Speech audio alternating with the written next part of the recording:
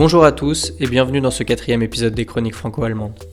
Cette série de podcasts, conçue à l'occasion de la journée franco-allemande et financée par le Fonds citoyen franco-allemand, a pour objectif d'explorer de grandes thématiques européennes et d'analyser les différences et les points communs de traitement de ces sujets en France et en Allemagne. Cet épisode a pour sujet les femmes françaises et allemandes au pouvoir. Le pouvoir est-il encore réservé aux hommes ? Qu'en est-il des femmes à la tête des États ? Peut-on parler d'un avant et d'un après Merkel ? C'est à ces questions que nous tentons de répondre aujourd'hui, en nous appuyant sur les résultats des élections passées et en nous attardant sur la carrière de femmes politiques reconnues. C'est un sujet important et d'actualité pour lequel nous avons diversifié nos sources et fait diverses recherches. Nous avons limité le sujet en rapport avec la thématique de comparaison des systèmes français et allemands, mais nous ne prétendons pas couvrir le sujet de manière exhaustive. Nous remercions d'ailleurs nos collègues femmes pour leur contribution à ce podcast. Avant tout, on peut souligner que les Françaises ont mis 26 ans de plus que les Allemandes pour obtenir le droit de vote et le droit de se porter candidate, en 1944 en France. La France accuse alors déjà un gros retard en termes de parité. Et même ce droit acquis, on constate que les femmes restent aujourd'hui encore sous-représentées dans les instances dirigeantes à l'échelle nationale comme à l'échelle européenne. Suite à cela, les deux pays n'évoluent que très lentement sur la question des droits des femmes. En Allemagne, seules 4 femmes sur 65 élus font partie du groupe d'experts chargé de rédiger la Constitution de la République fédérale d'Allemagne en 1949. En comparaison, on ne compte que 33 femmes sur 586 députés à l'Assemblée nationale française en 1945.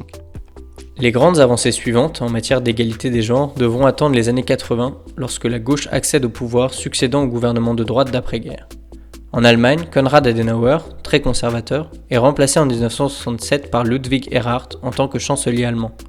Cela va laisser la place au lancement d'un mouvement appelé la seconde vague féministe, qui aboutira en 1977 à une loi permettant aux femmes de se détacher légalement de leur mari en matière d'emploi et de gestion de leur patrimoine par exemple. La France sous Pompidou connaît en parallèle son propre mouvement pour les droits des femmes, dont la figure la plus connue est Simone Veil.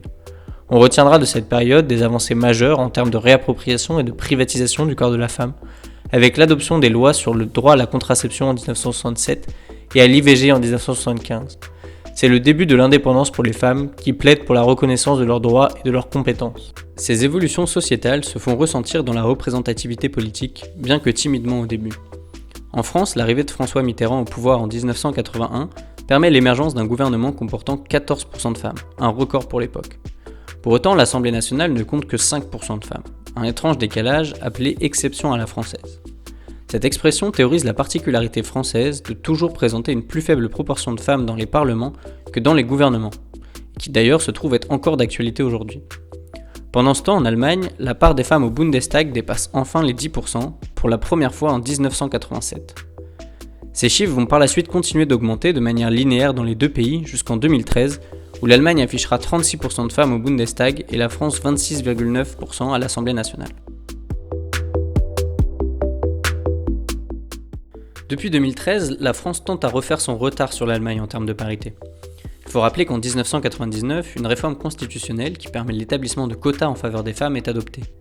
Elle sera suivie de plusieurs lois de mise en application, notamment une loi qui oblige tout parti politique à respecter la parité dans les listes électorales, faute de quoi il encourt une amende. En Allemagne, les premières lois sur la parité datent de 2019 seulement. C'est lors des élections de 2017 que la France dépasse l'Allemagne pour la première fois, avec 38,7% de femmes à l'Assemblée nationale contre 30% en Allemagne. En 2022, la France est toujours légèrement au-dessus.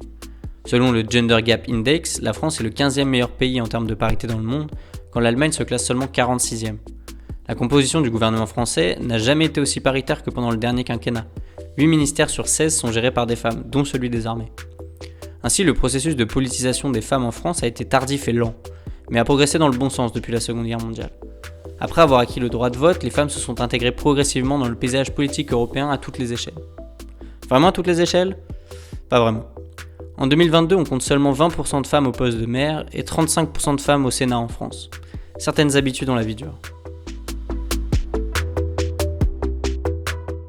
Si les Français respectent relativement mieux le principe de parité que leurs voisins, on constate que la population et les institutions allemandes n'ont, pour leur part, jamais eu peur de placer une femme à un poste à responsabilité.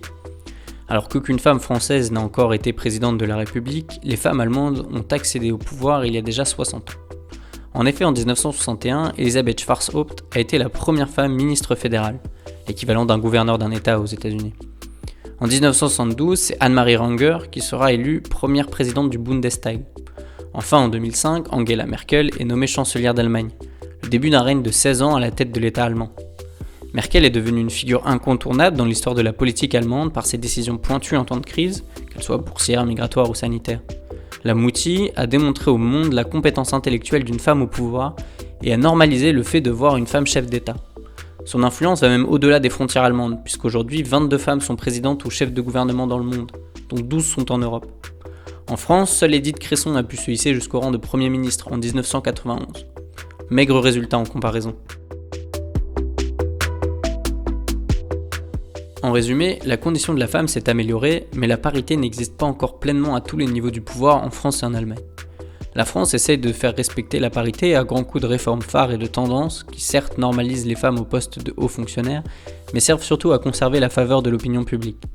Il faut reconnaître quand même que les élections présidentielles de 2022 sont celles qui comptent le plus de femmes candidates dans l'histoire française, 12 au total. En Allemagne, à l'inverse, alors que le système électoral s'appuie davantage sur les partis que sur les personnalités, c'est pourtant bien Angela Merkel et d'autres grandes figures politiques féminines, comme Ursula von der Leyen, la présidente de la Commission européenne, ou Christine Lagarde, la présidente de la Banque centrale européenne, qui font bouger les codes et prouvent la valeur et la compétence d'une femme à un poste de responsabilité. Des modèles qui ont toutefois dû faire face à bon nombre de remarques et de questions liées à leur genre. Et voilà, c'est déjà la fin de ce 4e épisode, nous espérons qu'il vous a plu, et nous vous donnons rendez-vous vendredi prochain pour le suivant qui portera sur les droits LGBT+, en France et en Allemagne. En attendant, n'hésitez pas à consulter la version en allemand de cet épisode qui sera disponible dès mardi. Nous vous souhaitons une excellente semaine.